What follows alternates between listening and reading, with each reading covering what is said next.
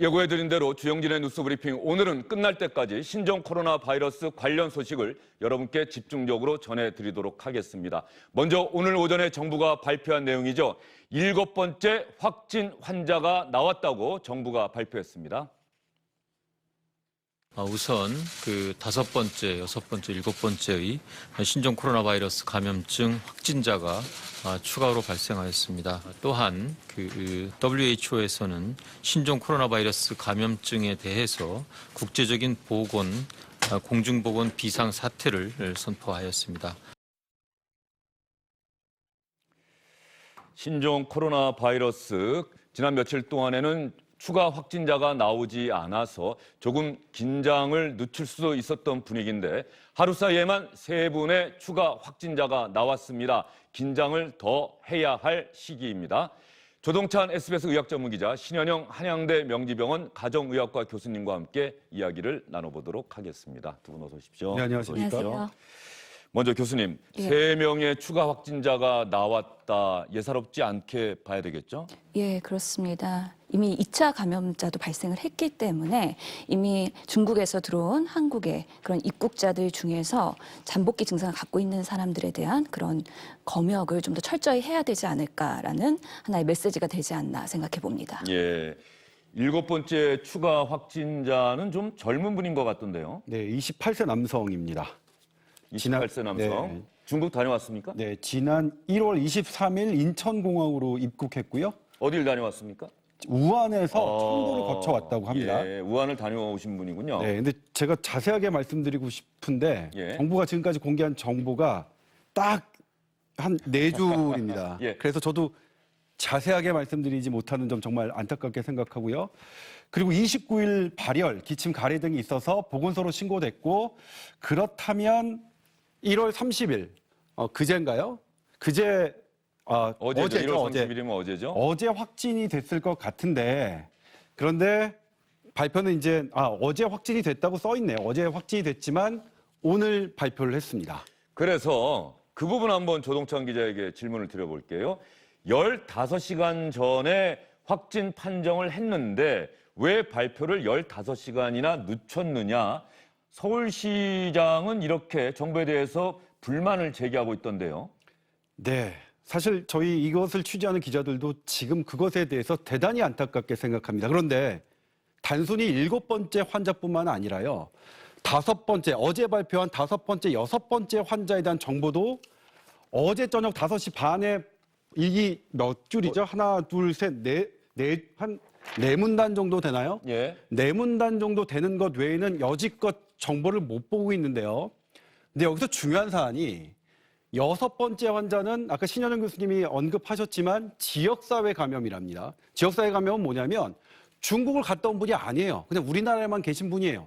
그런데 어떤 사람과 만나서 감염이 된 거거든요. 이것은 이 감염의 발생 단계로 볼 때 상당히 의미를 갖는 것인데도 불구하고 여지껏 정보를 밝히지 않고 있고요. 저희 취재를 통해서 1월 22일 압구정로에 있는 한일관에서 5시 50분경 같이 식사를 했던 게 처음 들어왔습니다. 그리고 시간과 장소는 한일관 음식점 측에서 저희에게 제공해 주셨습니다. 그러면은 이제 그 한일관이라고 하는 식당의 명칭은 우리가 공개를 해도 되는 거죠? 네, 식당 측에서 공개됩니다. 먼저 얘기를 해줬다는 거죠? 어제 식당 사장님께서 협조해 주셔서 저희 8시 뉴스에서 보도를 했었고요. 예. 그다음에 또 문제가 되는 게 5번째 환자인데 어젯밤에 모든 커뮤니티 그리고 기자들의 단톡방에 어떤 문건이 하나 등장합니다. 5번째 환자인데 어떻게 증상이 났고 언제 확진을 받았다라는 건데 중요한 건 이분이 증상이 있을 시기에 25일 지난 토요일이죠. 성신여대 근처에 어떤 특정 영화관을 관람했다고 돼 있어요. 그것도 기사로 다 공개가 네. 됐더라고요. 성신여대 CGV. 예. 근데 그 기사를 잘 보시면 알겠지만 이게 기자들의 언급과 CGV 측의 입장은 있어요. 하지만 질병관리본부와 서울시와 보건소의 이런 관계된 내용은 하나도 없습니다. 그러니까 지금 그 보도도 뭐냐면 최종 확인을 질병관리본부를 통해서 확인해야 되는데 그 정보조차도 질병관리본부가 여지껏 확인을 안 해줘서 CGV를 통해서 저희가 보도를 할 수밖에 없는 이런 상황인 거죠. 지금 말이죠. 교수님, 중요한 부분은 이제 국민들은 궁금해하는 것, 특히 확진 판정을 받으신 분들과 혹시 다 같은 공간에 내가 있었을지도 모르겠다라고 하는 분들은 정부가 이 확진 판정 받으신 분들이 어디를 다녀왔다, 언제쯤, 몇 시에 이런 걸 좀 공개해 줘야 되는 것 아니냐. 그래야 내가 보건소를 가서 물어볼 수 있지 않겠느냐. 그런데 정부는 그런 구체적인 내용을 공개하지 않고 있다. 개인의 신상과 관련된 내용이다. 이런 태도를 고수하고 있는데 이거 어떻게 봐야 됩니까? 실제로 그 상업점이나 아니면은 그 레스토랑 같은데 그런 존폐 위기에 영향을 미치기 때문에 그런 것들을 보호한다는 의미에서는 충분히 이해가 가지만 지금의 그런 6번째 환자 이렇게 발생하면서 지금 검역이나 방역의 신뢰성이 떨어지는 상황에서는 오히려 투명하게 공개를 해서 그런 것들을 사전에 접촉자 수를 예방할 수 있는 그리고 더 많은 정보를 공개를 해서 실제로 노출된 분들이 미리 사전에 대응할 수 있도록 하는 것이 득이 될 수도 있겠다라는 생각은 해봅니다. 예, 그런 측면에서 조동찬 기자에게 질문을 드렸던 그 내용을 조금 더 이야기를 해보도록 하겠습니다. 박원순 서울시장이 정부를 향해서 강한 불만의 목소리를 제기했습니다. 제가 오늘 이 자리에서 지적하고 싶은 것은 7번째 환자가 어제 저녁 6시 반에 확진이 됐음에도 불구하고 즉시 공개가 되지 않고 있었다는 사실입니다. 감염병을 잡는 특효약은 투명성이고 신속성이라고 저는 늘 강조해 왔습니다. 그런데 이게 실시간대로 발표되고 공유되지 않으면 시민들의 불안을 키우게 되고. 그러면 정부가 확진 판정을 하고 그 내용을 정부가 구체적으로 파악하고 그런 다음에 이렇게 첫 번째부터 7번째까지 모든 환자분들이 다 열 몇 시간 이렇게 늦게 발표가 된 겁니까? 어떻습니까? 네. 7번째 환자만 유독 늦었던 겁니까? 7번째 환자가 유독 늦었다는 것은 박원순 서울시장의 그 발표로 저희가 확인할 수 있었고요. 저희 취재로는 5번째 환자 진단도 늦게 발표된 걸로 지금 제보는 들어와요. 근데 확인을 안 해주시니까 저희가 보도는 못하고 있습니다. 예. 나중에 그 최종 시간이 확인돼서 5번째, 6번째 환자의 확진 시간이 발표 시간과 상당한 차이가 나면 그 부분은 준엄하게 보도해 드리겠습니다. 근데 아직은 최종 확인이 안 됐기 때문에 제보만 있고 그렇기 때문에 이건 하는데 그런데 이제 뭐냐면 정부의 입장은 질본의 입장은 뭔가 완벽하게 동선이 파악되고 접촉자가 파악되고 접촉자 관리가 확인된 다음에 발표해야 하고 싶겠죠. 그런데 그러려면 상당한 시간이 걸리지 않겠습니까? 그런데 아까 신현영 교수님께서 말씀하셨듯이 이것은 감염이 사람과 사람이 감염이 확인됐기 때문에 감염을 차단하는 게 우선이라면 이 부분은 대국민 협조를 정부 측에서 요구하는 게 더 맞은 방역 대책이라고 생각합니다. 그러니까 확진이 안 됐다 하더라도 이 확진자가 어느 공간을 갔기 때문에 이 시간 그 공간을 가셨던 분들은 기억하셨다가 자기 스스로 능동 감시를 해달라. 이렇게 대국민 협조를 해야 될 일이지 그런 정보를 전혀 주지 않고 내가 완벽하게 모든 것을 다 정보를 장악하고 완벽하게 준비한 다음에 국민들께 알려드리겠다. 이거는 조금 좀 느슨하고 너무나 고집스러운 정책이 아닐까라는 생각이 들고요. 그리고 잠시만요. 그러면 늦게 발표하는 데는 무슨 이유가 있는 겁니까? 이유는 모르겠어요. 근데 어떤 지적이 있냐면 실은 이거는 이제 그러니까 이게 객관화할 수 있는 건 아닌데 어떤 의견을 제시하는 분들이 있냐면 어제 중국 우한에서 교민들을 저희 지금 전세기로 예. 모셔왔지 않습니까? 근데 그게 그쪽 지역 주민들의 이런 반발이 상당했단 말입니다. 근데 어떤 이런 추가 확진자의 동선이나 이런 것들이 더 확대가 되면 그분들의 반발이 더 심해지는 걸 우려한 것 아니냐라는 견해는 있습니다. 근데 예. 하지만 이것에 대해서 확인되지 않은 내용이지만 근데 그냥 정황상으로만 본다면 그런 추측 사실 이게 억측이라도 그런 억측이 나오게 할 만한 그런 배경을 그런 상황을 지금 보건당국이 만들고 있는 건 아니냐 이런 생각이 좀 들긴 해요. 알겠습니다. 조동찬 기자 얘기 듣다 보니까 교수님 정부가 질병관리본부 브리핑을 보면은 우리가 확진 판정 받으신 분이 이야기하는 것 말고도 그분의 카드 사용 내역이라든가 휴대전화기의 위치, 어디 갔었다 이런 것들까지 종합적으로 해서 다 파악하고 있습니다라고 국민들에게는 브리핑을 했는데 그 구체적인 내용은 공개를 하지 않고 있다. 그러면 정부가 그걸 일일이 다 확인할 수 있을까요? 거기에 어떤 분들이 몇 분이나 가셨는지 그건 불가능하지 않습니까? 그렇죠. 지금 알려진 대로는 CCTV나 여러 가지 다른 뭐 IT를 활용해서 정보를 파악하고 있다고 하지만 신원을 확인하거나 그분들이 어디로 어떻게 이동했는지에 대해서 정확하게 트래킹을 하기는 쉽지 않은 부분입니다. 그렇기 때문에 이런 것들을 명확하게 얘기하기가 어려운 부분이 있을 거라는 예상은 듭니다. 예. 그러면 지금까지 확진 판정을 받은 7분들은 어디에서 치료를 받고 있는지 여러분께 알려드리도록 하겠습니다. 이것은 공개된 정보입니다. 첫 번째 확진 환자 중국 국적의 30대 여성분입니다. 우한에 1번, 2번, 3번, 4번 다 우한에 거주하셨거나 근무를 했거나 방문하셨던 분들인데 인천의료원, 국립중앙의료원, 일산명지병원, 분당서울대병원 다 다른 병원에서 치료를 받고 계시군요. 어제 오늘 발표된 5차, 6차, 7차 5차와 7차 확진 판정 받으신 분들은 우한을 방문한 적이 있고 6번, 6번째 확진 판정을 받으신 분은 우한을 다녀온 적이 없는데 여기에서 우한을 다녀오신 분과 몇 번째, 세 번째 환자분인가요? 네, 세 번째 환자와 식사를 한번 하셨다는 거죠? 1월 22일 압구정로에 있는 한일관에서 오후 5시 50분에 한 1시간 반가량 92분 정도로 그 계산이 나오는데 이것도 식당 주인께서 확인해 주신 겁니다. 보건당국이 아니라. 방에서 하셨습니까? 아니면 공개된 홀 같은 데서 하셨습니까? 아, 제가 그거는 예. 어제 구체적으로 엿보지 못했는데 지금 그 홀인 것 같습니다. 근데 밥을 먹는 자리가 이게 이제 밀접 접촉이라는 게 감염병마다 좀 다릅니다. 근데 이제 이 신종 코로나 바이러스는 밀접 접촉자의 기준을 잡는 게 상당히 어렵긴 하지만 메르스에 준해서 우리가 판단한다면 2m 이내 거리 혹은 한 공간 한 방에서 머물고 혹은 그 확진자가 기침하고 재채기한 그런 호흡기 분비물을 직접 닿는 게 밀접 접촉을 하는데 밥은 보통 통상적으로 2m 안에서 먹게 되죠. 그래서 이 환자가 아까 남종 기자 보도에서 나왔지만 이 6번째 확진자가 일상 접촉자로 분류된 게 사실은 조금 이해가 되지는 않아요. 예. 이분은 밀접 접촉자로 관리가 돼야 됐던 분인데 아무튼 이분이 이 세 번째 확진자와 겹친 동선은 1월 22일 오후 5시 50분경 1시간 반 동안 압구정로 한일관 식당이었습니다.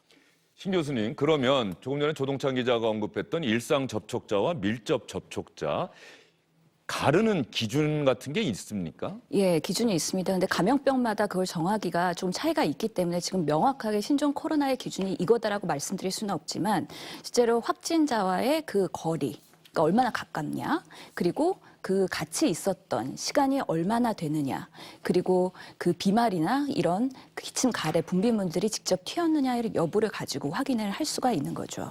밀접 접촉자가 아닌 일상 접촉자에서 추가 확진 판정 받으신 분이 나왔다. 이거는 정말 우리 시청자분들을 더 긴장하게 만드는 중요한 사안이면 틀림이 없어 보여요. 예, 맞습니다. 실제로 지금 세 번째 환자가 저희 명지병원에 입원해 있고요. 한 가지 정정하자면 아까 일산 명지병원이라고 했지만 예. 명지병원은 일산에 있지는 않고요. 고양시 내 일산 아닌 다른 지역에 있습니다. 예, 아까 일산 명지병원이라고 돼 있었는데 일산이 아니라 고양시에 있다. 예, 맞습니다. 명지병원. 예, 세 번째 환자가 입원해 있고요. 그와 접촉한 6번째 환자가 지금 확진이 된 건데 실제로 그때 당시에는 3명의 식사를 같이 한 분이 있었고 그 나머지 한 분에 대해서는 아직 결과가 나오지는 않았습니다. 그리고 지금 세 번째 환자와의 그 밀접 접촉자인 실제로 가족들을 검사를 했는데 두 분이 음성이 나온 상태입니다. 예, 식사를 하신 분이 더 있습니까? 예, 네, 세 그분이 분이 이제 있었죠. 같은 선후배 진흥관인데 예, 동문 사이. 그분은 이제 어제 확진을 받은 분은 종로구에 사시고요. 예. 그래서 종로구 보건소가 관할을 했고 다른 한 분은 영등포구에 사셔서 영등포구 보건소가 관할을 했는데 이분 검체가 30일 그 5시에서 6시쯤 질본에 검체를 보냈대요. 예.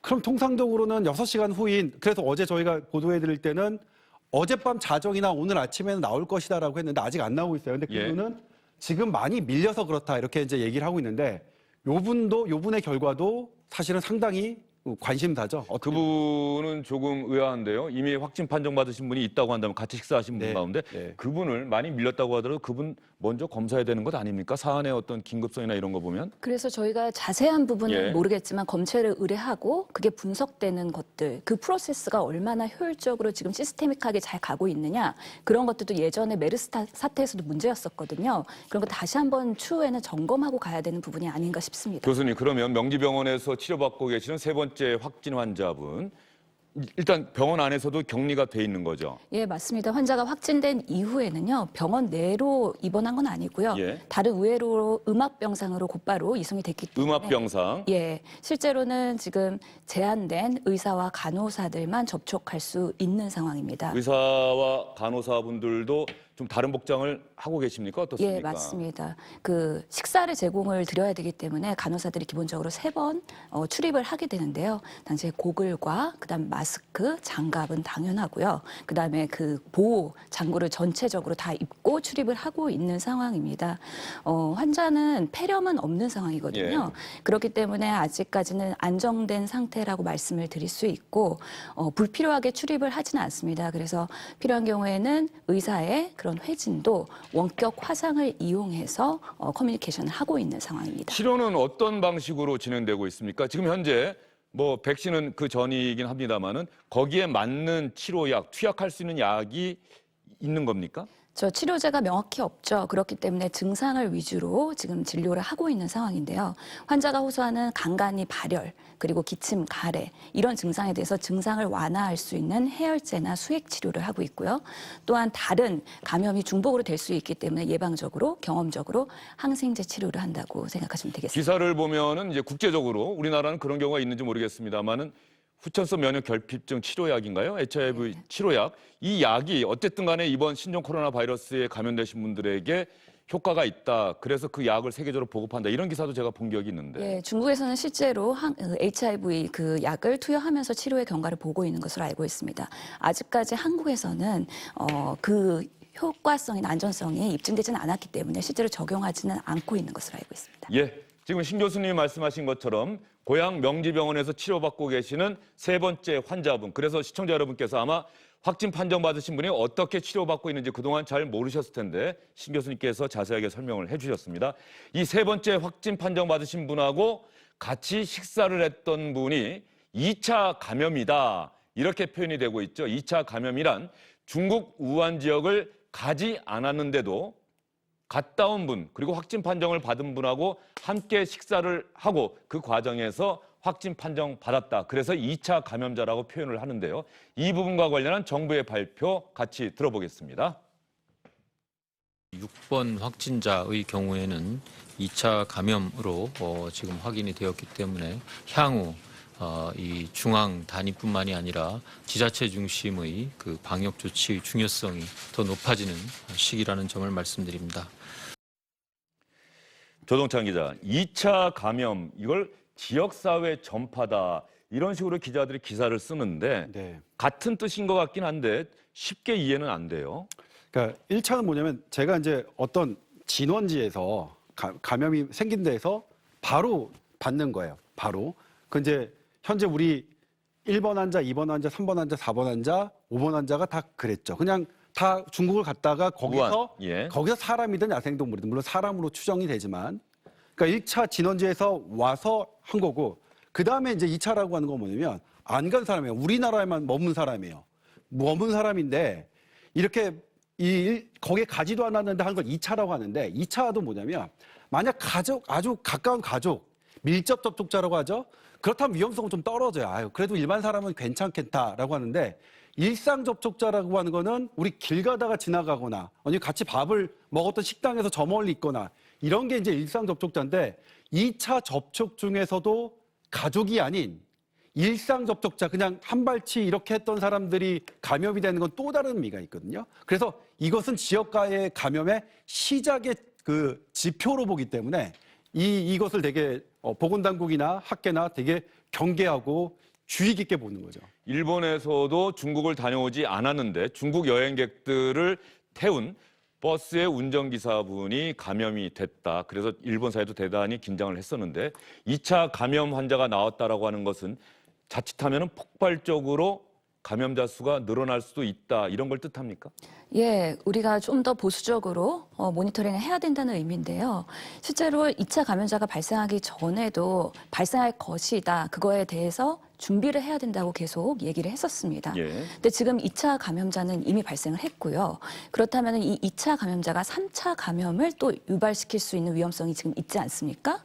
그만큼 더더욱이 보수적으로 지금의 방역 시스템을 점검해 봐야 된다라는 얘기가 될 것 같습니다. 예, 2차 감염자가 나왔다라고 하는 것은 우리 사회에서, 우리 지역사회 안에서 신종 코로나 바이러스가 더 확산될 가능성이 그만큼 커졌다는 것을 의미한다. 그래서 보건당국 또 시청자 여러분께서도 더 긴장을 하셔야 되겠고, 그래서 정부가 이 확진 판정 받으신 분들의 이동 경로, 동선, 시각, 장소 이런 부분들을 좀 더 구체적으로 국민에게 알려야 하지 않느냐, 이런 목소리는 더더욱 커질 것으로 보입니다.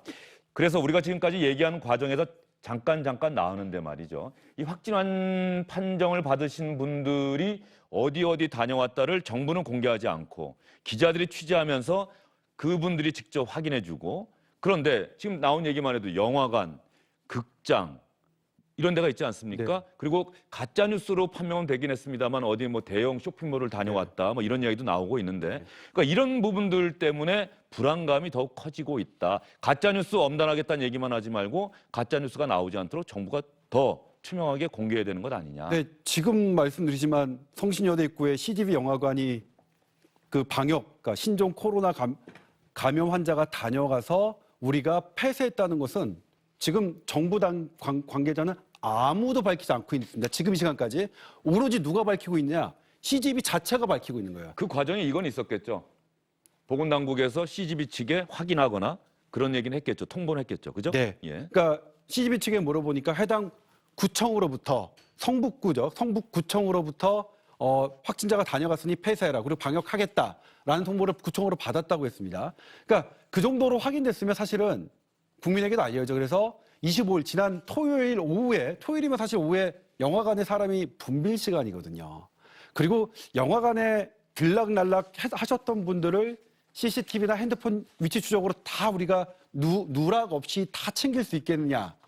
그럴 수 없다면 일찍 공개해서 그냥 대국민 협조를 하는 게 더 낫지 않을까 싶어요. 그러니까 그 시간에 그 영화를 봤던 그 남산의 요즘 뭐 핫한 영화 남산의 부장들. 네, 남산의 부장들 영화라고 알려졌는데 지금 400만 명 가까이 봤기 때문에 아마 그날도 상영관에 상당히 많은 분들이 계셨을 가능성이 커요. 네, 그분들은 일단 다른 사람과의 접촉을 피하고 본인이 열이 있는지 혹은 기침이나 재채기 같은 호흡기 증상이 있는지 잘 감시하셔서 보셨다가 그런 게 있으면 1339 보건당국으로 신고해서 상담해라. 아니면 근처 전문가에게 어쨌든 상담해서 나의 상태를 의논하게 이렇게 대국민 협조를 해야 되는 상황이지. 지금 정부가 완벽하게 뭔가 자료를 준비할 때까지 지금 이거는 되게 바람직하지 않은 상황이죠. 온 국민은 다 알고 있는데 아직 지금 이 시간까지 예. 어떠한 정부 관계자도 확인해주지 않고 있는 상황은 대단히 이상한 상황입니다. 더군다나 저는 지금 영화를 봤다고 하니까 그 이야기. 그러면 몇 시 상영 영화를 봤느냐. 그러면 그 영화 이후에 그 해당 상영관에 갔다 오셨던 분들도 다 확인을 받아야 되는 것 아닙니까? 꼭 같은 공간에 같은 시각이 있었던 분들 말고도 말이죠. 보수적인 측면에서는 가능성을 배제할 수 없기 때문에 스스로 능동 감시를 하는 거는 긍정적이라고 판단이 됩니다.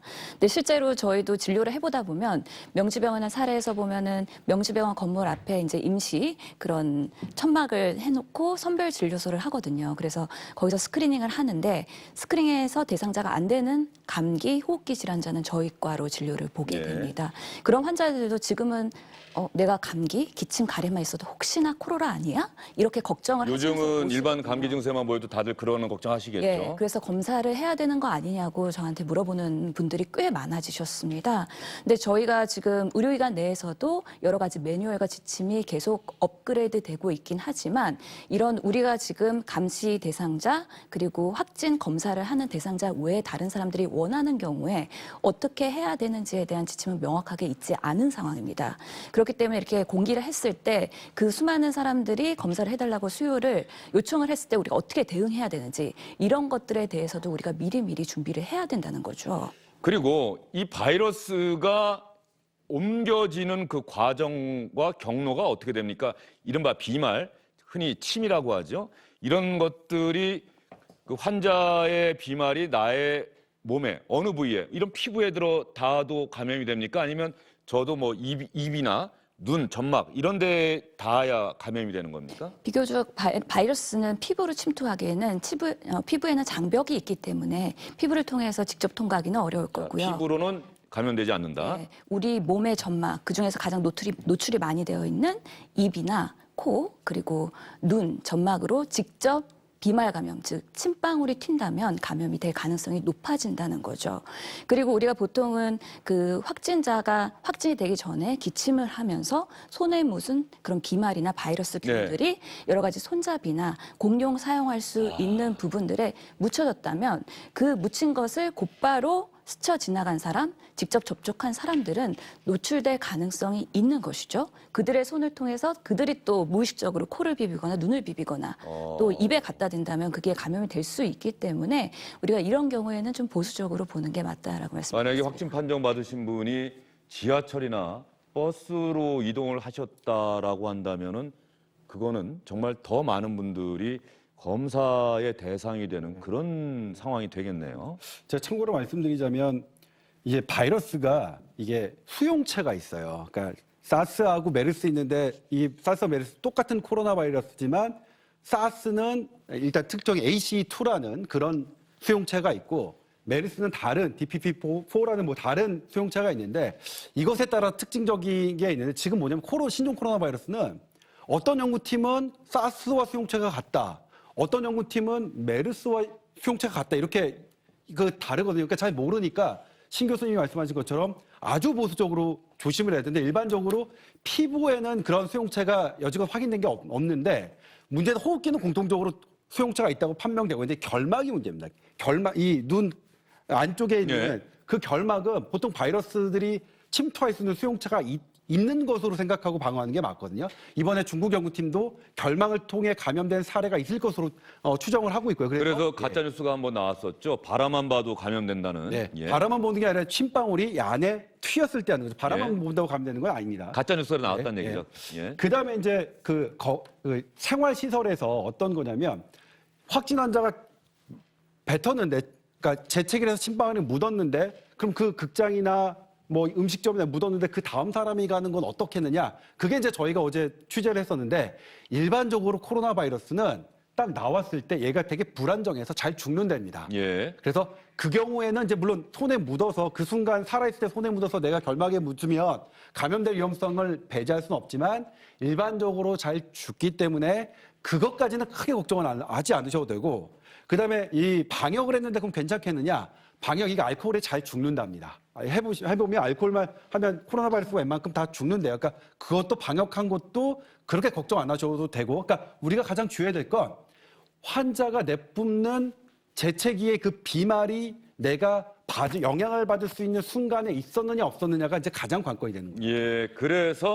그래서 보건당국이 계속해서 손 씻기를 강조를 하는 거군요. 우리가 손을 씻지 않고 이 손이 사실은 무심코 뭐 얼굴도 만진다거나 입도 건드린다거나 코, 눈도 비빌 수 있고 그렇기 때문에 손 씻기가 그렇게 중요한 거군요. 예, 맞습니다. 손 씻기도 워낙에 스텝이 있고요. 우리가 보통 손바닥만 씻는다고 생각하지만 손가락 사이사이에 있는 마디 그리고 손톱 밑까지 깨끗하게 씻어라. 손톱 밑에까지요? 예, 그래서 보통 30초 손 씻기를 얘기를 하는 거예요. 저희가 사실 흔히 손 씻을 때면은 이런 일반 공중 화장실에 비치되어 있는 그 세제를 이렇게 툭툭 쳐서 두 번 정도 하고 손에 이렇게 한 번 하고 한 3초 이 정도 하고 나서 그냥 씻잖아요. 예. 이래서는 안 된다는 거죠. 효과가 없다는 그랬을 때 겁니까? 바이러스 사멸도와 예. 실제로 이렇게 그 스텝별로 단계를 맞춰서 꼼꼼히 씻었을 때 세균이나 바이러스의 그런 사멸 정도가 차이가 많다는 거죠. 손 소독제는 어떻습니까? 효과가 큽니까? 예, 소독제에도 알코올 성분이 들어가 있기 때문에 보통은 60%에서 90% 사이에 알코올 함유되어 있는 경우에 이런 바이러스 사멸도가 효과가 있다라고 되어 있기 때문에 우리가 보통은 의료기관 내에서도 손 씻기를 할 때 손에 뭔가 이물질을 묻었을 때는 흐르는 물에 씻어야지 깨끗해지겠죠. 예. 손 세정제로 쓰지는 않고 다만 손에 이물질이 명확하게 묻어있지 않은 경우에는 그 손 세정제로 알코올로 소독한다는 생각으로 씻으시면 되겠습니다. 교수님, 세 번째 확진 판정받으신 환자분의 상태는 지금 양호한 예, 상황인 거죠? 안정적입니다. 하루에 한 번 정도씩은 발열이 있는 상태긴 하지만요.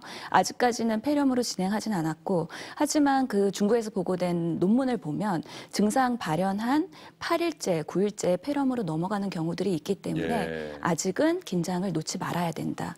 지금 환자가 확진된 지는 26일에 했기 때문에 5일 정도 아직은 됐군요. 좀 더 지켜봐야 되는 상황입니다. 그러면 네 번째 확진 판정받으신 분이 폐렴 증상이 있다. 네. 그리고 산소호흡기를 통해서 호흡하고 있다. 이런 얘기를 들은 기억이 나는데 기사로도 본 기억이 네. 있고요. 네. 네 번째 환자분의 상태는 어떻습니까? 좀 걱정스러운 상황입니까? 네 번째 어떻습니까? 환자가 산소 이렇게 콧줄이라고 하는데 예. 코로 산소를 주입하는 그 산소호흡기를 하지 않으면 산소 포화도가 90% 이상 이하로 떨어지는 그런 상태까지 있었는데 어제 회복이 됐다고 합니다. 그래서 다행입니다. 관계자하고 직접 통화를 했는데 환자 의식 명료하고요. 그다음에 열도 많이 가라앉았고 산소 이 호흡기를 하긴 하지만 여전히 필요하지만 산소 포화도가 95% 이상. 그래서 회복세로 전환했다. 물론 여전히 폐렴이 있긴 하지만 폐렴은 잘 안 났지만 보존적인 치료로 환자의 상태는 상당히 안정적으로 돌아섰다라는 게 이제 의료진의 판단입니다. 다행입니다. 정말 다행입니다. 확진 판정 받으셨어도 잘 치료받고 안정을 취하게 되면은 회복할 수 있다. 우리 보건당국은 또 그렇게 믿고 있고 환자분들도 아마 열심히 지금 신종 코로나 바이러스와 싸우고 계실 텐데 말이죠. 이 신종 코로나 바이러스에 대해서 많은 분들이 좀 불안해하거나 두려워하는 것은 일단 백신도 없고 치료제도 아까 말씀하신 것처럼 치료약도 없다. 그럼 백신, 치료약 개발 여기에는 또 시간이 걸리겠죠. 그렇죠. 다행인 거는 예전보다는 그런 그 코로나 바이러스 신종 그런 감염병 물질에 대해서 유전자 분석을 하는 기술이나 이런 백신 개발하는 기술들이 발전을 했기 때문에 예전보다는 소요 시간이 좀 줄어들 것으로 생각이 되지만 그래서 적어도 1년은 백신 개발이 걸리지 않을까 하기 때문에 이번 사태 특히 2020년 상반기에 중국에서도 많이 지금 증가할 것으로 예측을 하고 있지 않습니까? 당장 적용하는 데는 한계가 있을 거라고 보고 있습니다. 예.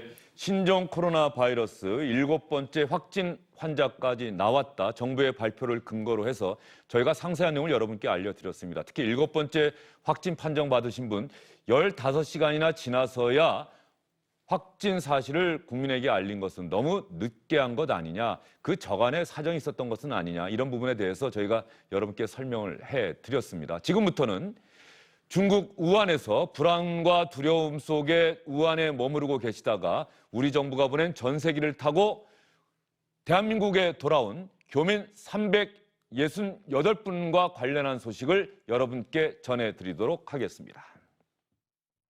바이러스가 처음 시작된 중국 우한에 있는 중국에서는 하루 사이에 사망자가 38명 더.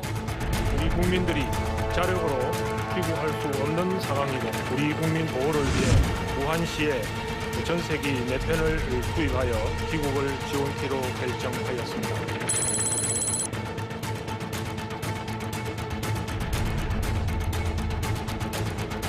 자석 배치도 소위 다이아몬드식 배열로 해서 지그재그로 해서 최대한 접촉의 빈도를 최소화하는 방식으로 자석을 배정을 하고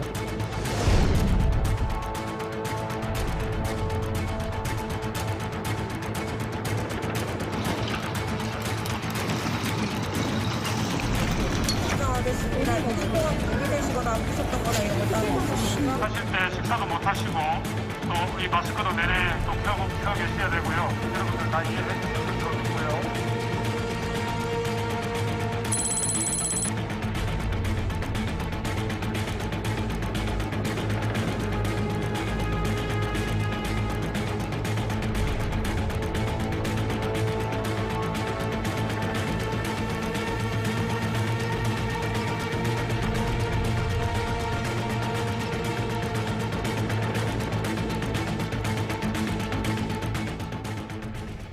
(368분이) 들어오셨습니다. 오전 8시 45분에 들어오셨는데 얼마나 안심이 되셨을까요? 역시 대한민국 사람은 대한민국에 있어야 된다. 또 이런 생각도 하셨을 것 같은데 이 가운데 18분은 일단 열이 있어서 병원으로 옮겨졌다고 정부가 발표했습니다. 정부의 발표 내용 여러분과 함께 보도록 하겠습니다. 항공기 내에서 증상이 있는 것으로 12분이 확인이 되었고 검역 단계에서도 추가 6분의 이 교민이 증상이 있는 것으로 발견되어 총 18분이 현재 증상이 있는 것으로 나타났습니다. 이 18분의 교민들은 현재 국립중앙의료원에 14분 그리고 중앙대학병원에 4분이 격리 이 병상으로 이송되어서 치료를 받게 될 예정입니다.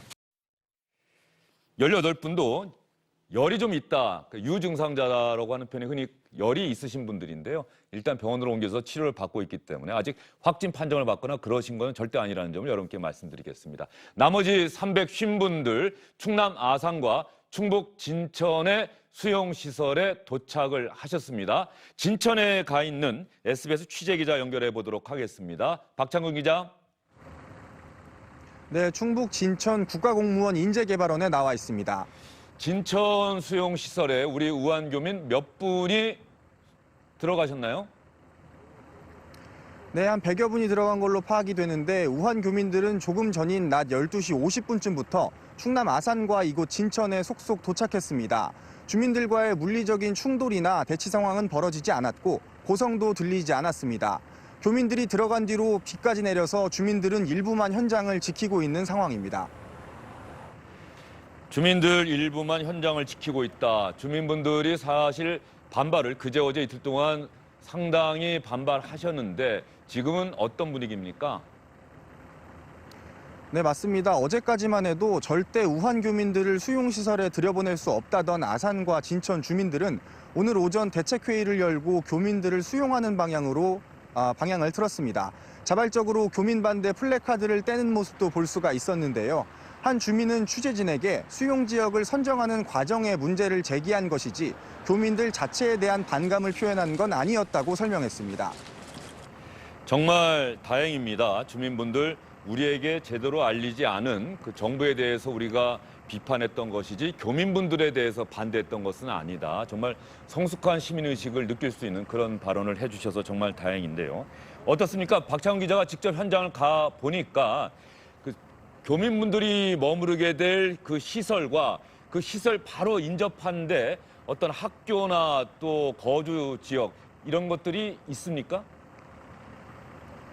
네, 진천군 안에서도 공무원 인재개발원이 있는 이곳은 400m, 그러니까 걸어서 5분 정도 거리면 큰 아파트 단지들이 모여 있습니다. 걸어갈 수 있는 가까운 거리에 초등학교는 2개, 중학교와 고등학교도 1개씩 있고요. 이렇게 아무래도 비교적 아이들이 많은 지역이다 보니까 학부모들을 중심으로 불안감이 커지고 있는 상황입니다. 그러면 더더욱 이제 교민분들 2주 동안 격리해서 그 시설에서 머무르시게 되는데 우리 정부에서 더 관리를 철저하게 해야 될 것 같다는 생각이 듭니다. 앞으로 2주 동안 이 교민분들은 외부인, 면회, 접촉 이런 게 가능합니까? 절대 안 됩니까? 일단 우한 교민들은 충남 아산과 이곳 진천 인재개발원에서 14일 동안 완전히 격리된 생활을 하게 됩니다. 머무는 동안 외출은 금지되고 각자 방에서 도시락으로 식사를 하게 됩니다. 교민들 사이에도 접촉은 제한됩니다. 가족과 지인이라고 해도 면회는 불가능합니다. 물론 접촉의 우려가 없는 통화나 인터넷 통신을 통해서 자유롭게 안부를 전할 수는 있습니다. 시설에서 지내는 동안 필요한 물품이 있으면 외부의 요청에 택배를 받을 수도 있지만 교민 수용 시설에서 물건을 밖으로 보내는 건 안 된다고 정부는 설명했습니다. 정부는 인재개발원 직원들이 신종 코로나 바이러스에 노출될 우려가 있는 만큼 직원들과는 동선이 겹치지 않게 철저히 생활구역을 나눠서 2차 감염이 일어나지 않도록 하겠다는 방침입니다. 지금까지 충북 진천에서 SBS 박찬근입니다. 박창훈 기자가 우한 교민분들이 머무르게 될 충북 진천의 한 시설 앞에서 여러분께 자세한 내용을 전해드렸습니다. 교수님도 혹시 그 SNS에서 보셨습니까? 우리 아산 주민분들이 예. 위아 아산 해갖고 우리가 아산이다 그러면서 교민분들 편하게 이곳에서 잘 쉬다가 돌아가십시오라고 SNS를 통해서 일종의 릴레이 운동을 하고 있더라고요. 참 감동적이었어요. 예, 저도 그 가슴이 찡하더라고요, 실제로. 그래서 정말 한국인인 것이 이럴 때 좀 자랑스럽기도 하고, 저도 한때 다른 나라에 거주를 고민했던 사람으로서 예. 한국에 살기를 잘했다라는 생각도 한번 해봤습니다. 아산에 잘 오셨습니다. 잘 계시다가 아무 탈 없이 가족의 품으로 돌아가시기 바랍니다. 우리가 아산입니다. 위아 아산. 그런데 2주 동안 격리한다. 2주라고 하는 기간의 근거는 뭡니까? 예, 지금 코로나 바이러스의 최장 잠복기를 14일로 잡고 있기 때문에 14일간 모니터링을 해서 특별한 증상이 없는 경우에는 그래도 격리 해제를 할 수 있다는 의학적 근거 바탕하에 하고 있습니다. 2주 동안은 지켜봐야 된다. 예, 코로나 맞습니다. 바이러스는 2주 예, 동안. 실제로 지금 그 격리되신 분들은 앞으로 하루에 2번 정도씩 발열 체크를 받으실 예정이고요. 의료진들이 상주하면서 건강 문진표 등 그 의심 증상이 발생할지에 대해서 적극적으로 모니터링할 예정이죠. 신종 코로나 바이러스와 관련해서 그러면 조동찬 기자, 이 열이 제일 주요 증상입니까? 열? 체온? 신종 코로나 바이러스의 처음에는 열, 그다음에 그 호흡곤란, 그다음에 엑스레이 상의 폐렴이라고 해서 이제 우한 폐렴의 그 정의가 그렇게 됐는데 예. 지금은 바뀌었습니다. 실은 어떻게 바뀌었습니까? 그 어느 누구도 지금 확실한 정의를 내놓지 못하고 있습니다. 그런데 이제 중국에서 가장 많이 환자를 봤던 사람들이 이제 초기 3대 증상을 뭐라고 했냐면 발열, 그다음에 마른 기침, 발열, 마른 기침. 네. 그다음에 무기력감이라고 했거든요. 무기력감이라는 게 사실 되게 애매하잖아요. 그런데 그게 3대 증상이라고 했어요. 피로감 같은 건가요? 네. 근데 이제 발열도 뭐냐면 중국 의료진이 이거 38도 이상의 고열이 아니다라고 했어요. 그래서 우리나라가 현재 기준을 잡고 있는 게 37.5도였습니다. 37.3도가 아니고 5도입니까? 예, 지금 현재 그것도 되게 37.3도로 할지 5도로 할지 되게 고민인데 나중에는 37.3도로 바뀔 수도 있어요. 그런데 오늘 교민들 368명 중에 18분의 유증상자로 했던 분들의 기준은 37.5도였습니다. 그래서 37.5도 열이 났던 분 18분을 저희가 유증상자로 해서 14분은 지금 국립의료원에 그리고 4분은 중앙대병원에 이렇게 이제 격리를 하기로 결정을 했는데 그래서 그런 37.5도의 아주 애매한 열이죠. 중간 단계의 열. 예. 그리고 무기력, 마른 기침, 그다음에 기침, 호흡기 증상. 이것이 현재 신종 코로나 감염증의 증상입니다. 그래서 일반 감기랑 너무 비슷하고 오히려 일반 감기보다 어쩔 때는 더 증세가 없는 것일 수도 있죠. 그래서 증세만으로 그리고 공항에서 검역, 열감지로 하는 게 사실 의미가 없죠. 이거는 세계보건기구도 그러면 공항에서 그렇게- 그 검역 시설 지날 때, 열 감지할 때 그 기준되는 온도는 또 몇 도입니까? 그건 보통은 이제 37.8도 이 공항에서는? 정도예요. 공항에서는 네. 통상적으로 그랬거든요. 그런데 이 검역 자체를 공항의 발열 검사가 무의미하다는 건 이미 세계보건기구가 선언을 해서 발표를 했습니다. 그러니까 우리가 이제 지금은 공항 검역 단계에서 만약 증세가 심한 사람이 38도 이상이 나오는 사람들이 공항에서 걸러지는 건 되게 중요한데 그런데 이걸 완벽하게 촘촘하게 걸러기는 건 검역으로 지금은 불가능하다는 걸 우리가 인정하고 다른 차원으로 해야죠. 다른 차원은 뭐냐면 대국민 협조입니다. 그러니까 애매한 증상, 그러니까 중국을 갔다 온 분들의 애매한 증상, 혹은 확진자와 같은 공간에 있었던 분들의 이런 애매한 증상이 있는 분들은 이제 적극적으로 보건당국과 상의를 하셔야 되는 그런 단계가 온 거죠. 조동찬 기자가 발열, 마른 기침, 무기력감 이렇게 이야기를 했는데 말이죠. 열이라고 하면 일반 감기 환자들도 감기 몸살이라고 할 때 흔히 근육통도 있고 그다음에 열이 나지 않습니까? 그 열과 이번에 신종 코로나 바이러스의 어떤 체온의 상승 차이가 있습니까? 아니면 조동찬 기자 얘기대로 그냥 봐서는 차이를 모르는 겁니까? 차이를 알 수가 없습니다. 실제로 지금 독감 시즌이거든요. 그만큼 열나는 환자 그리고 호흡기 증상 환자들이 매우 많습니다. 그런 환자들을 실질적으로 독감 테스트를 해봐서 양성으로 나와야지 확진이 될 수 있는 거기 때문에 확진 검사를 하기 전까지는 증상만으로 유출하기는 매우 어려운 거죠. 예, 신종 코로나 바이러스 이제 2주 동안 우리 진천과 아산에서 머무르시게 될 우리 교민분들은 매일매일 발열 체크를 받으시면서 우리 보건당국에서 철저하게 관리를 하게 될 거고요. 교민분들 가족을 직접 만날 수는 없지만 인터넷이나 전화를 통해서는 얼마든지 교류할 수 있다. 이 소식 여러분께 전해드리겠습니다. 앞으로 2주 동안 철저하게 이분들을 관리해 나가겠습니다라고 하는 정부의 브리핑 내용 한번 여러분과 같이 들어보도록 하겠습니다. 아산에 200분 그리고 진천에 150분이 가서 생활을 하시게 됩니다. 임시생활시설에 들어가시게 되는 교민들은 의료진이 이 시설에서 함께 생활하면서 매일 방역조치와 의료적 지원이 실시가 됩니다. 14일 동안은 외출과 면회가 금지되고 철저하게 통제가 이루어진다는 점도 다시 한번 강조해서 말씀을 드립니다. 예, 정부 발표 내용 여러분 들어보셨고요. 교민분들 이제 철저하게 통제하고 관리해 나가겠다. 잠시 뒤에 질병관리본부가 추가 대국민 브리핑을 할 예정입니다. 지금 자막이 나가고 있는데 시청자 여러분, 신종 코로나 바이러스 확진 판정 받으신 분이 4분이 더 늘었습니다. 그렇게 된다고 한다면은 모두 확진 판정 받으신 분은 11명으로 늘어나게 됩니다.